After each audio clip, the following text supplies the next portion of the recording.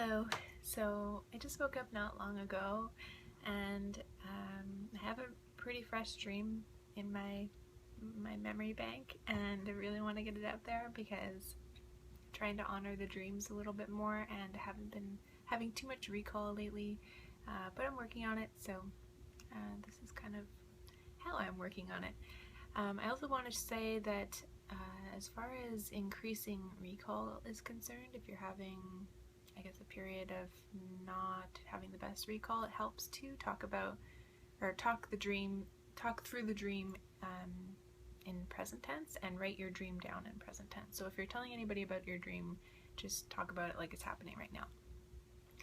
Okay, so I am standing on the street. I'm in the financial district of the city I live in, and really tall skyscraper buildings everywhere, not a lot of sun, nothing green, just everything's concrete. And cars are rushing by and stuff, and I'm on the sidewalk with my back against one of the buildings. And I see Paris Hilton for some reason standing next to me.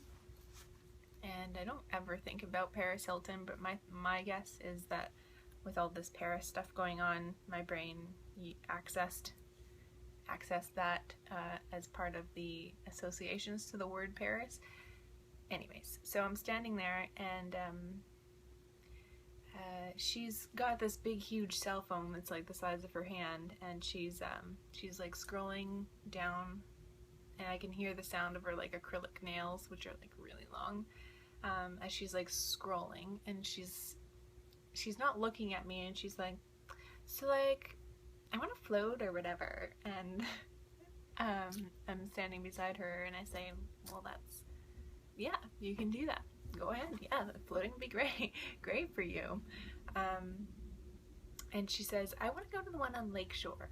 And so I say to her, we don't have another location. The only location we have is just down the street this way. But yeah, I mean, you can go to Lakeshore if you want to go to Lakeshore. I'm sure there's a bunch of float centers all over the place.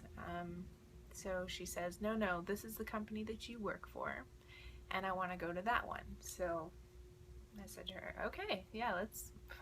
I don't really feel like arguing with her for some reason. I just kind of feel like it's ridiculous and pointless. So I say, fine, sure, yeah, let's go. And so I arrive at this float center. It's definitely not the same brand or company or whatever, and kind of has a spa setting, which immediately I'm like, but you know, it's cool. I'm not judging it. I'm just kind of like, I immediately don't think that this is a place that I work at or a place I'd want to work at. The man comes up, he's the owner. He comes up, he gives her a waiver. She's now sitting down filling it out, and he looks at me and he's like, hey, I recognize you. Yeah, I saw you. You're from, I've seen you on YouTube. And I laugh because it's like, who's seen me on YouTube? You know, like, it's just such a narrow, like, bracket of humans who know that I exist out there. So I kind of laugh, and he's like, I want to give you a job. So I look at him and I say, I've already got a job. You know, like, I work at a float center already, so it's fine. He says, no, I want to give you a job. Hold on a second. I'm gonna put you, just give me a minute. And then he escorts me to the kitchen and has me sit down on these like plush kind of leather couches. And then he goes back to Paris, and I guess he's now taking her through her session and giving her the whole walkthrough. So I'm just kind of sitting there and looking around, and then a couple of women come out, and they've got plates, and they all seem to know each other. I kind of get the impression that they live here. One older woman, I guess in her like 50s, no, in her like 60s maybe, she comes up to me and she's like, hey, have you seen all the fixins? They've got everything. And I didn't really know what she was talking about. At first I thought she was talking about the services that they offered, but then I looked behind me and I see, oh, okay, she's talking about food. We're in the kitchen, and I guess, yeah, there's some kind of sandwich bar happening here, or some sort of assemble your own sandwich situation. So So I go to the oven and I see that there is a whole bunch of stuff kind of piled on top of it, and you know, there's English muffins and bagels and all different types of toast and pumpernickel and just so many different kinds of bread and so many different things that you can put on the sandwiches. It's true, they really do have like almost everything. So I make this kind of really tall like sandwich, egg and avocado and lettuce, and just layering it with on top of like sort of like sauces and things like that. So yeah, what else did I put on there? Hot sauce, mayo, some honey mustard. Yeah, anyways, the whole little sandwich as I was creating it was making me feel really, really hungry, and I'm actually really hungry talking about this and kind of want to just go make the sandwich, but so I'm putting it together, and just excited for the time when I get to finally eat this thing. And so as I'm about to eat it, this woman comes over and sits next to me, and she's talking to me about my YouTube channel, and she's talking about psychedelics specifically, and you know, she's mostly participating. She's mostly the one talking, and I'm kind of just like, you know, receiving the conversation. And then the owner walks by, and I'm really conscious of the content of our conversation. I'm really conscious of the fact that we are talking about psychedelics, and I'm in the context of, I guess, potential, like someone looking at me as a potential new hire in his company, and I feel sort of strange about it all, because at first I'm like a little bit ashamed. No, it's not shame. I'm a little bit, I have this need to censor myself, maybe. Oh, I shouldn't say that, you know. It doesn't look good. And then another part of me is like, yeah, but that's me. Like, it's not good or bad. That's just who I am. That's an avenue of life that I explore, and I don't need to feel bad about it. So I just kind of let that go. And I don't really care either about what this guy has to offer. So it's funny that I even gave it any additional thought there, but I did. So anyways, I leave. I think I leave the room for a minute.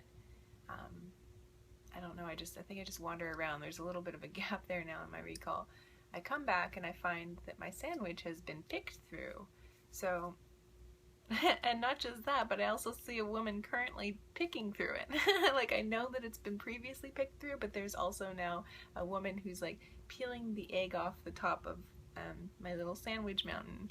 So I come up to her and I'm sort of like, that's my egg and my sandwich. And she says, actually, there were only 4 eggs, and you took 2 of them, so this is my egg. And she was really like serious about it. I could tell that she felt like she was telling me off a little bit about this, and I recognized inside myself an opportunity for me to feel like I had been selfish in taking 2 eggs or something, like some kind of hog.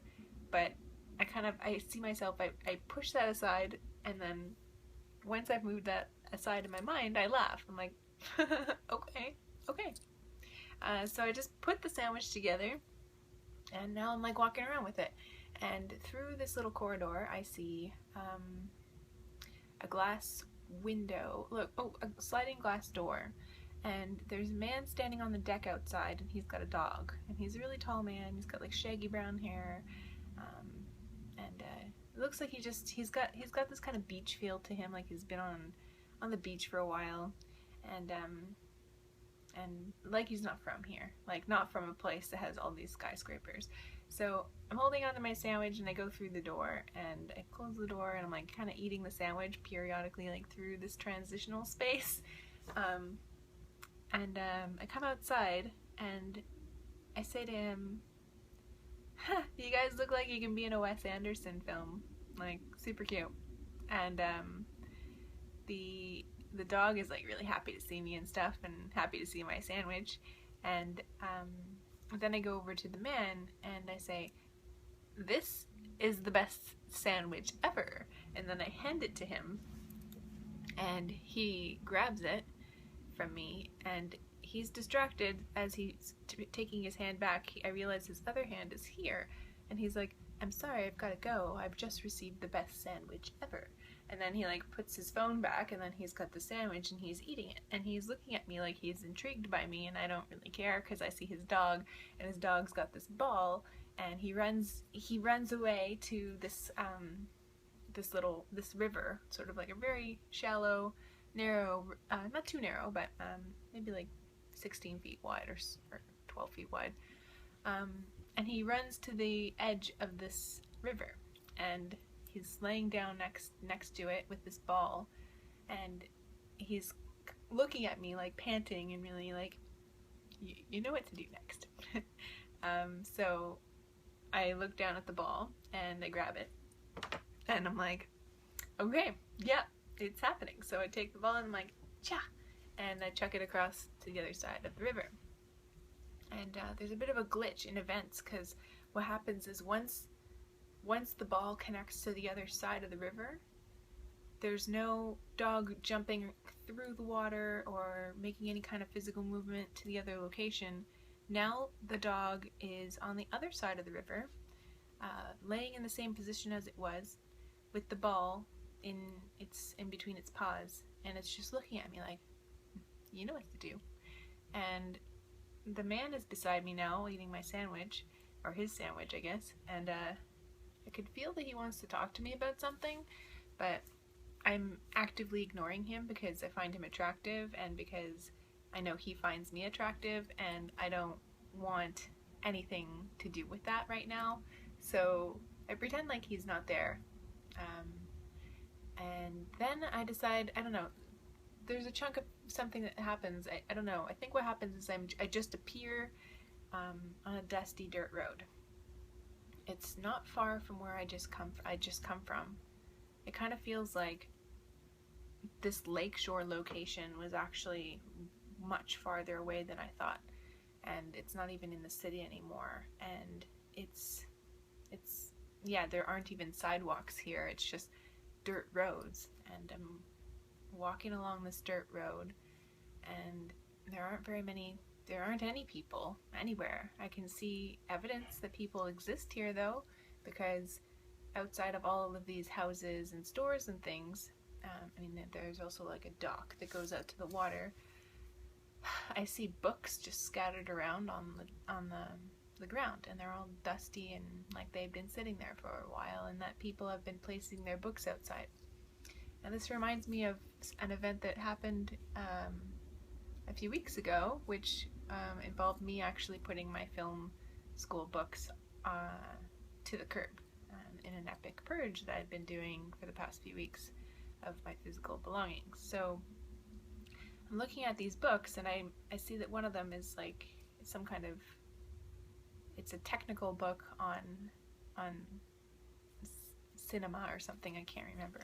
And it's really old, and I'm standing there thinking, wow, I really shouldn't have put my film school books outside, because I feel like I want to make a movie, actually, and I don't feel like I'm completely equipped to do that. And yeah, like as though I rely on these books to be the thing that helped me. I don't really know why I felt that way, but yeah, I started to feel regret about throwing them out to the curb. And then I start to feel like, yeah, the reason why I felt upset about it was because these books were the only physical proof that my film school education happened, because I didn't complete my film school. I left. So I realized that I don't really feel like I belong where I am right now. I don't really feel like I belong anywhere, ever. And I don't know if that's something that's ever going to change. And I have this need to move and be somewhere else, but I kind of feel like that feeling's going to follow me wherever it is that I go. That space of feeling like I don't belong, I think, is something that exists inside of me, and regardless of where I go in the world, I think I'm always going to have that feeling until I come to a place of acceptance within myself that says, you know, I belong here. So it's interesting because I've been planning this trip. I want to go somewhere and I don't know where I'm going. This is not the dream anymore. And I really want to go somewhere away from here. I have this away from here-ness going on. And yeah, I mean, I'm very conscious of the fact that I want to get away. I don't know where I'm going. I was for a while considering going to Spain and France and London. Yeah, then the whole Paris thing happened, and that kind of quashed the whole plan in my mind. I'm starting to feel like maybe I shouldn't go.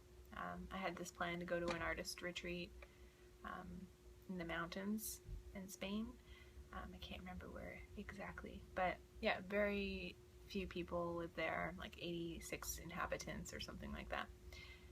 And I was really looking forward to this experience, and now there's all this fear wrapped around all of that. So those are the life events. I mean, I've got other life events happening also, but that stuff did not present itself, I don't think, in this stream. But yeah, just that's what's going on in my brain right now.